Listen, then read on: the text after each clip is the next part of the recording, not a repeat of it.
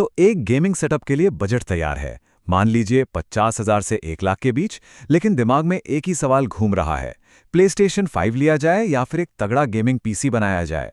चलिए आज इस बड़ी कंफ्यूजन को हमेशा के लिए खत्म करते हैं। ये वो सवाल है ना जो हर गेमर का सिर घुमा देता है। एक तरफ है कंसोल गेमिंग का सिंपल प्लग एंड प्ले वाला मजा, और दूसरी तरफ है पीसी की अनलिमिटेड पावर और कस्टमाइजेशन की आजादी।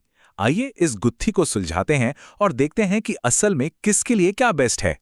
ठीक है, तो सबसे पहले बात करते हैं उस चीज की जो सबसे ज्यादा मैटर करती है, पैसा। और यहां बात सिर्फ मशीन की शुरुआती कीमत की नहीं है, बल्कि 5 साल बाद किसकी वजह से जेब ज्यादा हल्की होगी उसकी है। देखिए, पहली नजर में ना PS5 साफ साफ सस्ता लगता है, लेकिन असली कहानी शुरू होती है गेम्स और सब्सक्रिप्शन के साथ।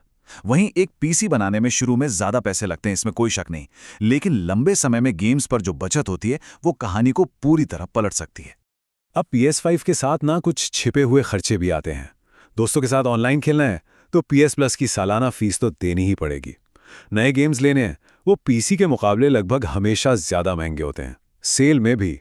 और क्योंकि आप सिर्फ प्लेस्टेशन स्टोर से ही खरीद सकते हैं तो कोई कंपटीशन नहीं होता, मतलब कीमतें ज्यादा ही रहती हैं। और फिर आता है पीसी, जहां आजादी ही सब कुछ है।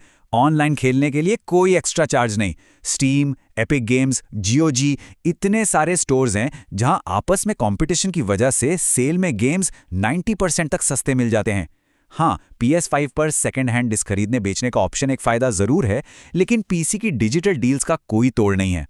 तो निचोड़ ये है, एक पीसी एक इन्वेस्टमेंट जैसा है, जिसे वक्त के साथ अपग्रेड किया जा सकता है और गेम्स पर लगातार पैसे बचाए जा सकते हैं। दूसरी तरफ PS5 एक जबरदस्त लेकिन फिक्स्ड एक्सपीरियंस है, जिसके अपने छिपे हुए खर्चे हैं। चलिए, पैसे की बात बहुत हुई, अब आते हैं असली मुद्दे पर। गेम खेलने में ज्यादा मजा किस में है? क्योंकि एक्सपीरियंस के मामले में ना इन दोनों में जमीन आसमान का फर्क है। प्लेस्टेशन 5 का सिर्फ एक ही मकसद है, आपको गेम की दुनिया के अंदर पूरी तरह से खींच लेना। ये सिर्फ ग्राफिक्स और साउंड के बारे में नहीं है, ये फील के बारे में है। PS5 आपको गेम नहीं, एक एक्सपीरियंस देता है। इसकी सीक्रेट पावर है डुअल सेंस कंट्रोलर। जब गेम में बारिश होती है तो आपको कंट्रोलर में बूंदें महसूस होती हैं। जब तीर चलाते हैं तो डोरी का तनाव फील होता है। ये एक ऐसी फील है जो पीसी पर मिलना लगभग नामुमकिन है। बस कंसोल को टीवी से लगाओ और गेमिंग शुरू। कोई ड्राइवर्स नहीं, कोई सेटिंग्स का झंझट नहीं। अब बात करते हैं पीसी की। ये है परफॉर्मेंस, कस्टमाइजेशन और सबसे ऊपर कंट्रोल का शहंशाह। यहां नियम आप तय करते हैं, मशीन नहीं। अगर आप एक कॉम्पिटिटिव शूटर प्लेयर हैं तो FPS ही सब कुछ है। पीसी पर 144, 240 या उससे भी ज्यादा FPS मिल सकते हैं, जो आपको एक जबरदस्त एडवांटेज देता है। माउस से निशाना लगाना हमेशा कंट्रोलर से ज्यादा तेज और सटीक होता है। और आजादी, आप अपने गेम्स को मॉड कर सकते हैं, पुराने गेम्स को एम्यूलेट कर सकते हैं, जो चाहे वो कर सकते हैं। और यही हमें इस पूरी बहस के सबसे जरूरी पॉइंट पर ले आता है।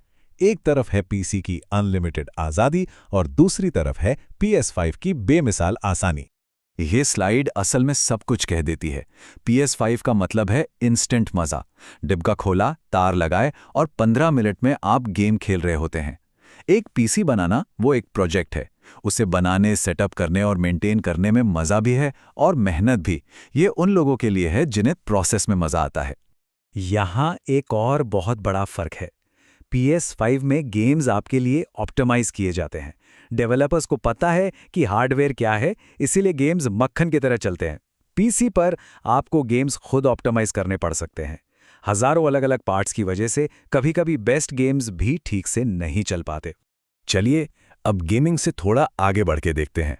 असली डिफरेंस शायद यहीं आता है, क्योंकि एक मशीन सिर्फ एक काम करती है और दूसरी सब कुछ। एक गेमिंग पीसी सिर्फ एक गेमिंग मशीन नहीं है, ये एक कंप्लीट प्रोडक्टिविटी पावर हाउस है।